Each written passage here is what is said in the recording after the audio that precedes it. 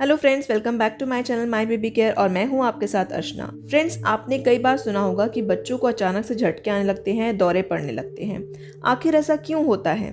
तो आज के इस वीडियो में हम आपको यही बताएंगे कि बच्चों को झटके यानी फिट्स क्यों आते हैं और इसके पीछे क्या कारण हो सकते हैं। तो चलिए स्टार्ट करते हैं आज का वीडियो।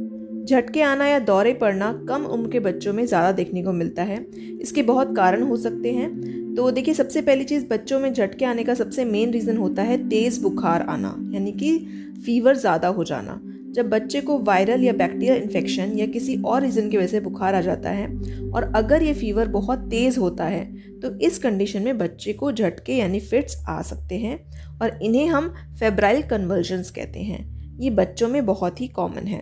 इसके अलावा दिमाग यानी ब्रेन तक अगर सही अमाउंट में ऑक्सीजन ना पहुंचे तो इस वजह से भी बच्चों को फिट्स यानी दौरे पड़ सकते हैं। कभी कभी डिलीवरी के दौरान या उसके बाद बच्चे के दिमाग को पूरी तरह से ऑक्सीजन नहीं मिल पाती, जिस वजह से बच्चे को दौरे पड़ने का खतरा हो सकता है। कुछ बेबीज में बर्थ डिफेक्ट्स यानी जन्म से ही कोई कमी आ जाती है और अगर ये कमी दिमाग से रिलेटेड होती है तो बच्चे को झटके आने के चांसेस हो सकते हैं।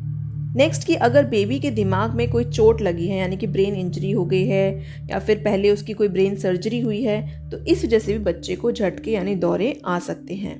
बच्चों में दौरे आने का एक और कारण मेटाबॉलिज्म में गड़बड़ी हो सकती है। मेटाबॉलिज्म में गड़बड़ होने से शरीर में हार्मोन्स का बैलेंस बिगड़ जाता है और जिस वजह से दौरे आ सकते हैं।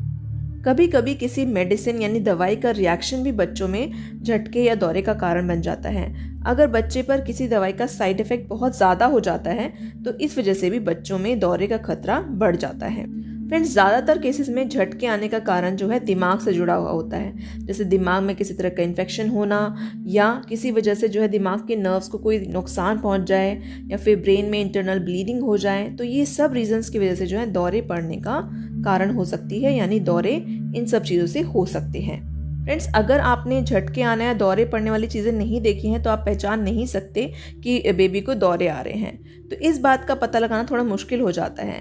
तो हम आपको बताते हैं कि झटके आने के क्या लक्षण होते हैं, यानी कि जब बेबी को दौरे पड़ रहे हो तो आप कैसे पता लगा सकते हो।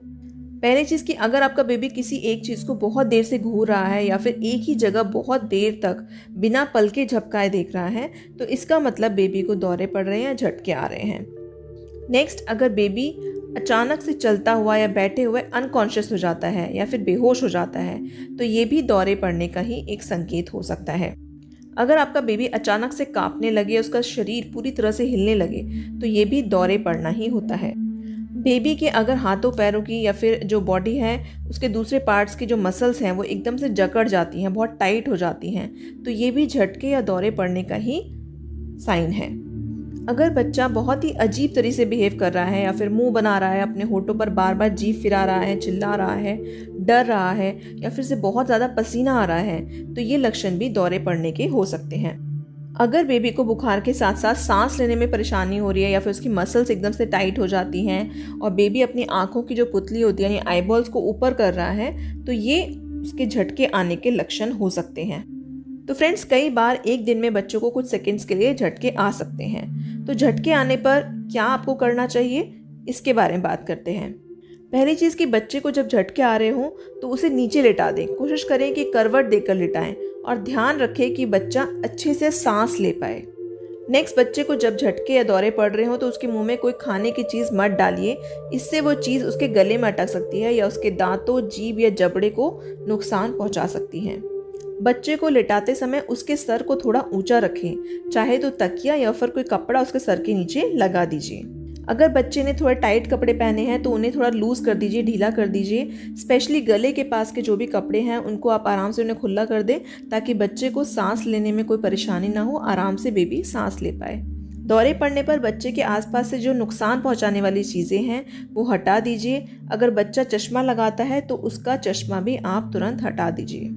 बेबी को जब दौरे पड़ रहे हो तो उसे किसी तरह की कोई दवाई, पानी या लिक्विड देने की कोशिश मत कीजिए।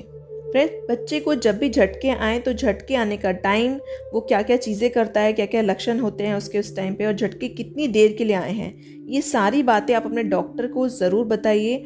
डॉक्टर को पूरी इन्फॉर्मेशन देना जो है बहुत ज़रूरी है ताकि उसी हिसाब से बच्चे को ट्रीट किया जा सके।